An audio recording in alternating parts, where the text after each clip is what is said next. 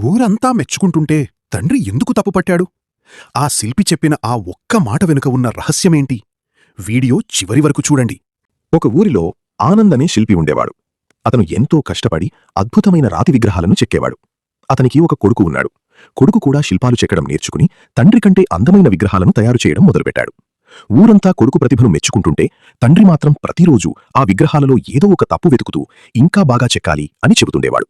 ఒకరోజు కొడుక్కి కోపం వచ్చి, నా విగ్రహాలు నీకంటే బాగున్నాయని ఊరంతా అంటుంటే నువ్వు మాత్రం ఎప్పుడూ తప్పులు వెతుకుతావెందుకు అని గట్టిగా అడిగాడు. తండ్రి ఏమీ మాట్లాడలేదు. ఆ రోజు నుండి విమర్శించడం కూడా మానేశాడు. కొన్ని రోజులకు కొడుకు విగ్రహాల అమ్మకాలు తగ్గిపోయాయి. కొత్తదనం లేక అతని కళ ఆగిపోయింది. అప్పుడు కొడుకు బాధగా తండ్రి దగ్గరకు వచ్చి కారణమడిగాడు. తండ్రి కొడుకు భుజంపై చెయ్యి వేసి, ఒక కళాకారుడు తన పని పర్ఫెక్ట్గా ఉందని ఎప్పుడైతే గర్వపడతాడో ఆ రోజుతో అతని ఎదుగుదల ఆగిపోతుంది. నీలో ఆ గర్వం రాకూడదని నేను తప్పులు వెతికాను అన్నాడు. కొడుకు కళ్లలో నీళ్లతో తండ్రి కాళ్లకు నమస్కరించాడు. నీతి: విమర్శించే మనవాళ్లు మనల్ని తొక్కేయడానికి కాదు, మనం ఇంకా ఎదగడానికి తోడ్పడతారు. ఇలాంటి మరిన్ని కథల కోసం క్విక్ స్టోరీస్ తెలుగు ఛానల్ను సబ్స్క్రైబ్ చేసుకోండి.